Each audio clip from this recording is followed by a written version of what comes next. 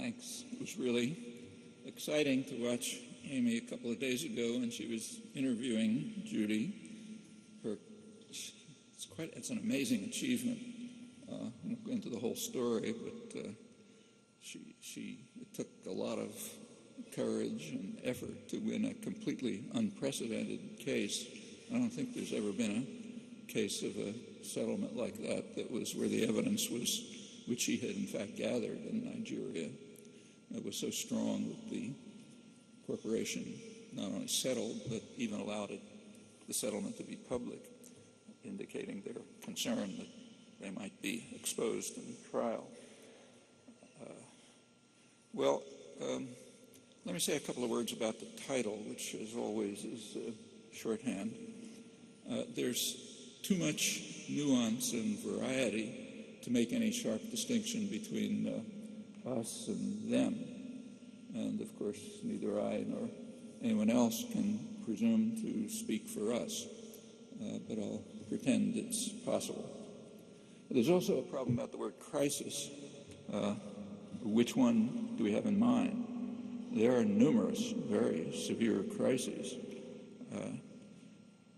Many of them will be under discussion here in a couple of weeks at the United Nations on their conference on the world financial and economic crisis. And these crises are interwoven in very complex ways which preclude any sharp separation. But again, I'll pretend otherwise for simplicity. Well, one way to enter this morass was helpfully provided by a current issue of the New York Review, dated yesterday.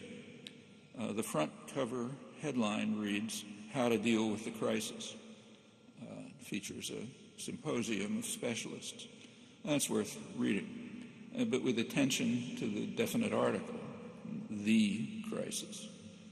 For the West, the phrase "the crisis" has a clear enough meaning. It's the financial crisis that hit the rich countries and therefore is of supreme importance.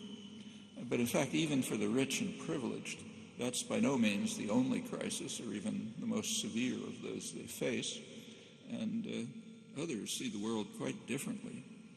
For example, the newspaper New Nation in Bangladesh.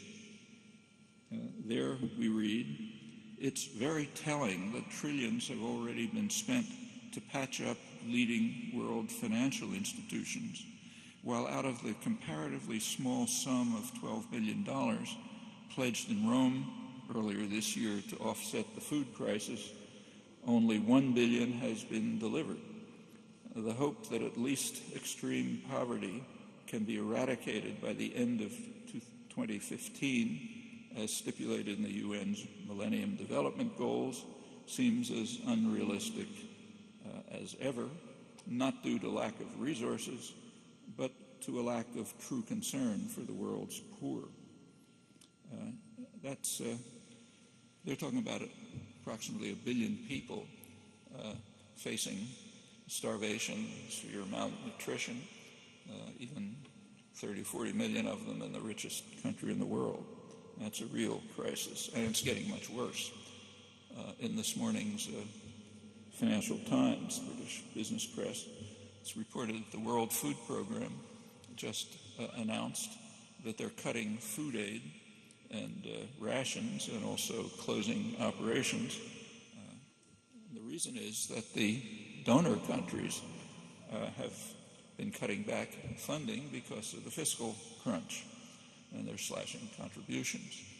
So there's a very close connection between the horrendous food crisis and poverty crisis and the significant but less significant fiscal crisis. They're ending up closing down operations in Rwanda, Uganda, Ethiopia, many others. They have to 20 to 25% cut in budget, while food prices are rising, and the financial crisis, the general economic crisis, is bringing unemployment and cutting back remittances. That's a major crisis. We might incidentally remember that when the British landed in what's now Bangladesh, they were stunned by its wealth and splendor, and didn't take long for it to be on its way to become the very symbol of misery, not by an act of God. Well, the fate of Bangladesh should remind us that the terrible food crisis is not just a result of Western lack of concern.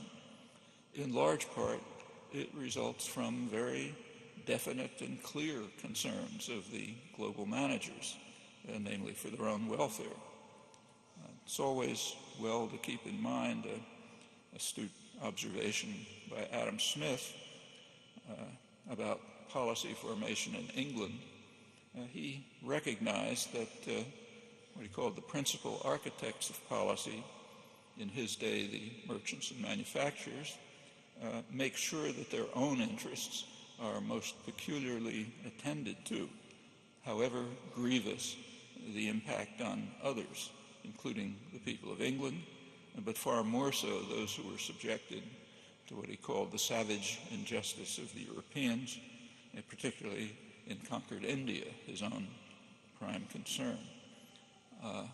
We can easily think of analogs today.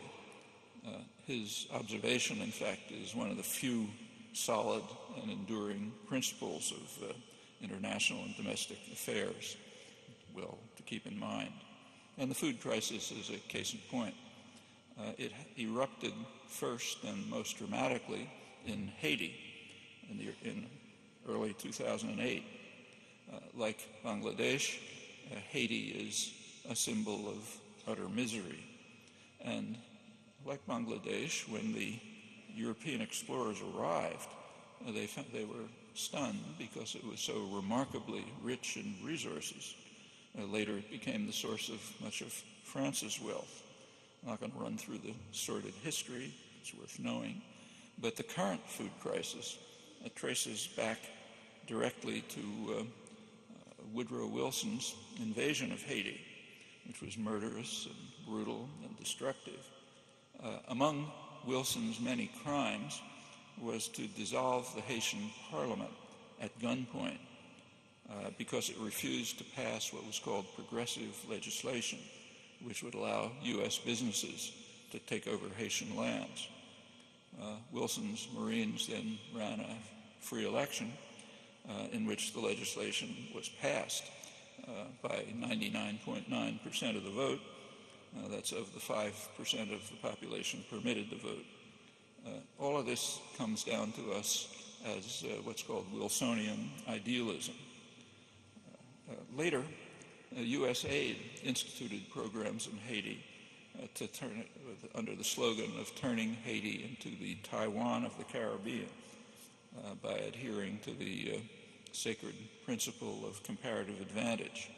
That is, they should import from the United States while working people, mostly women, slaved under miserable conditions in U.S.-owned assembly plants. Haiti's first free election in 1990 threatened these economically rational programs. The poor majority made the mistake of entering the political arena and electing their own candidate, Jean-Bertrand Aristide, a populist priest. And Washington instantly adopted standard operating procedures, moving at once to undermine the regime. A couple of months later came the military coup, instituting a horrible reign of terror, which was backed by Bush. Bush won, and even more so by Clinton.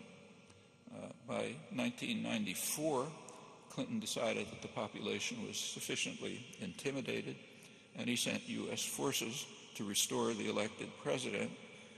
That's now called a humanitarian intervention, but on very strict conditions, namely that the president accept a very harsh neoliberal regime, in particular, no protection for the economy.